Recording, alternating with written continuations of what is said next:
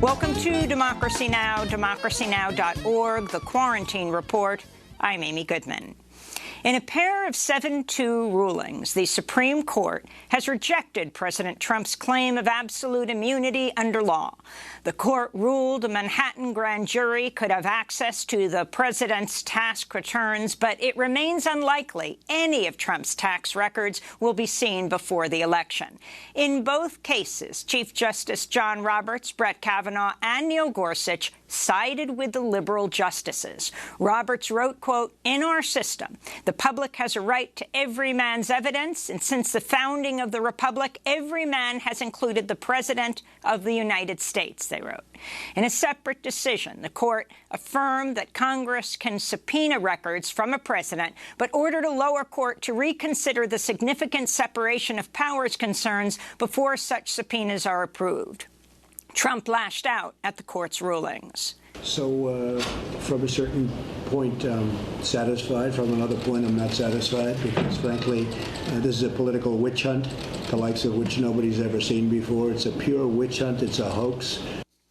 In a major victory for indigenous sovereignty, the Supreme Court ruled Thursday about half of Oklahoma remains Native American land, recognizing a 19th century U.S. treaty with the Muskogee Creek Nation. Conservative Justice Neil Gorsuch wrote the majority opinion. The Muskogee Creek Nation welcomed the ruling, issuing a statement saying, quote, "The Supreme Court today kept the United States' sacred promise to the Muskogee Nation of a protected reservation. Today's decision will allow the nation to honor our ancestors by maintaining our established sovereignty and territorial boundaries."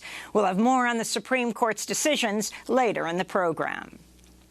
The United States recorded over 65,000 new coronavirus cases Thursday, the highest daily figure since the pandemic began. At least 6 states set single-day case records: Alabama, Idaho, Missouri, Montana, Oregon, and Texas. Hospitalizations are surging across much of the country. In Florida, intensive care units are reported to be at capacity in over 40 hospitals. In Mississippi, the state's 5 largest hospitals have all run out of ICU beds. In Corpus Christi, Texas, officials have asked FEMA for a portable morgue due to a surge in COVID-19 deaths. And new outbreaks are being reported across the country. In Missouri, a popular summer camp was shut down after 82 campers and staff tested positive for the virus. In Kentucky, Governor Andy Beshear has ordered all residents to begin wearing masks in public, citing a, quote, "explosion of cases." On Thursday, the top infectious disease specialist, Dr. Anthony Fauci, said states with major outbreaks should seriously look at shutting down again. New statistics show COVID cases in Florida have increased more than tenfold since the state reopened in early May. In Arizona, cases have soared by over 800% after reopening. Meanwhile, President Trump continues to downplay the severity of the crisis by saying the spike in confirmed cases is because, quote, "our testing is much bigger and better," unquote, than any other countries. On Thursday, German Chancellor Angela Merkel appeared to indirectly criticize Trump's handling of the pandemic. During a speech at the European Parliament, Merkel said, quote, "the limits of populism and denial of basic truth are being laid bare."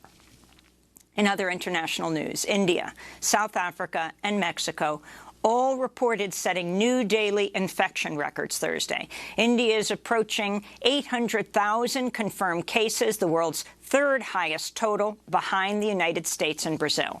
In Latin America, several top Bolivian officials have tested positive, including the interim president, Janine Áñez, and Bolivia's health minister. In Venezuela, the second most powerful figure in the country, Socialist Party leader Diosdado Cabello, has tested positive. Meanwhile, in Syria, a doctor in Idlib has contracted the virus, raising fears the pandemic could spread to refugee camps in northwest Syria.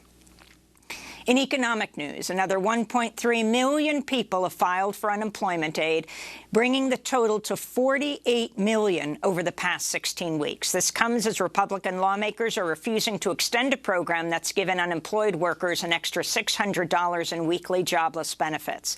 The program ends later this month, and housing advocates fear it could lead to a surge in evictions. The COVID-19 Eviction Defense Project has estimated 20 million renters are at risk of eviction by the end of September. In a major campaign speech, Democratic presidential candidate, former Vice President Joe Biden, laid out a $700 billion economic recovery plan focused on increasing federal spending on U.S.-made products and technology. He dubbed the plan Buy American. The proposal has been compared to Senator Elizabeth Warren's campaign call to invest $1.5 trillion in federal spending on U.S.-made clean energy products. Biden spoke in Pennsylvania. Donald Trump may believe that pitting Americans against Americans will benefit him. I don't. We have a health crisis, an economic crisis, a racial justice crisis, a climate crisis. We need to come together to solve these crises, to solve them as Americans. This is our moment to imagine and to build a new American economy for our families and for our communities. Meanwhile, a task force made up of allies of Joe Biden and former presidential candidate Bernie Sanders have released policy recommendations that will be used to draft the Democratic Party's new platform. The task force endorsed free pre-K, tuition-free public college for most families, student loan forgiveness, carbon-free power by 2035, the end of private prisons, and the end of cash bail. The report did not endorse two key planks of Sanders' campaign: Medicare for all, and a Green New Deal. In Missouri, police have broken up a protest encampment on the steps of St. Louis City Hall. Protesters had been camping out since Wednesday, demanding the resignation of the St. Louis mayor, who's faced criticism for publicly reading out loud the names and addresses of protesters who called for the police to be defunded during a recent live video briefing. In Washington state, a veto-proof majority of the Seattle City Council has backed a proposal to slash the Seattle Police Department's budget by 50%.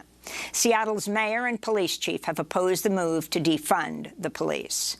Utah has declared a state of emergency following a night of protests in Salt Lake City.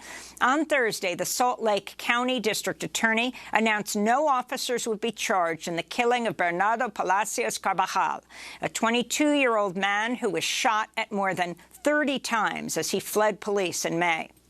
On Thursday, protesters splashed red paint on the DA's office and splattered red paint on the street outside. The man's family now plans to sue the city. The Intercept's reporting a controversial artificial intelligence startup with ties to Twitter has been helping police agencies digitally monitor the recent Black Lives Matter protests. The company, Dataminer, which has received funding from the CIA, reportedly surveilled dozens of protests by tracking social media posts and then converting the information into police intelligence packages. Here in New York, the city has painted the words Black Lives Matter in large, bright yellow letters just outside Trump Tower on Fifth Avenue. Mayor Bill de Blasio took part in the painting. Anthony Beckford of Black Lives Matter Brooklyn supported the city's move. When people look at this thing here, those who really are filled with hate, they become empowered by it. Now we're countering them, letting them understand that we will be at the doorsteps of hate, and we will basically get rid of the ideology of white supremacy and racism. Newly released data from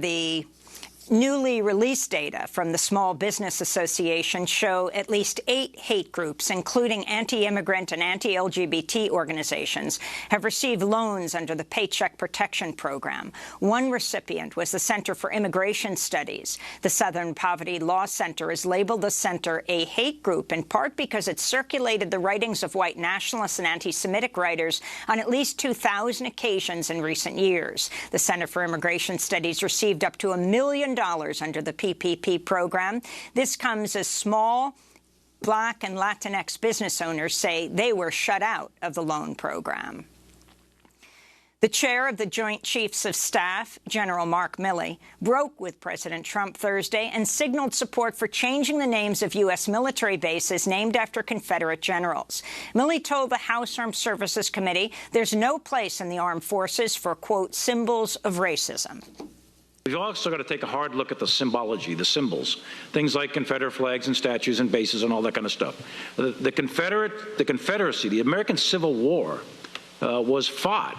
And it was an act of rebellion. It was an act of treason at the time against the Union, against the Stars and Stripes, against the U.S. Constitution. And those officers turned their back on their oath. At least 10 U.S. bases are named after Confederate generals, including Fort Benning, Fort Bragg, and Fort Hood. At the same hearing, General Milley said the Pentagon's not corroborated reports that Russia has paid bounties to kill the Taliban, to kill U.S. troops in Afghanistan, or that any U.S. service members have died due to the alleged Russia program. Now, I want to get to specifically to the bounties, That is a unique, discrete piece of information that is not corroborated. The mayor of Seoul, South Korea, has been found dead in an apparent suicide, just days after a sexual harassment complaint was filed against him by a member of his staff.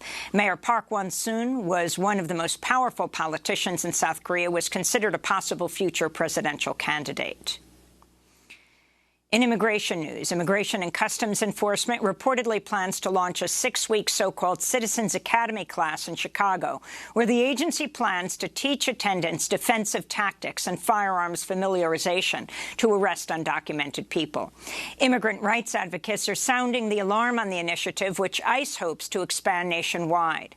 Silky Shah, executive director of the Detention Watch Network, said, quote, ICE is recruiting an army of citizens to fuel its propaganda machine and forge hatred in our communities. The outcome of this program will be more terror unleashed upon immigrant communities and people of color.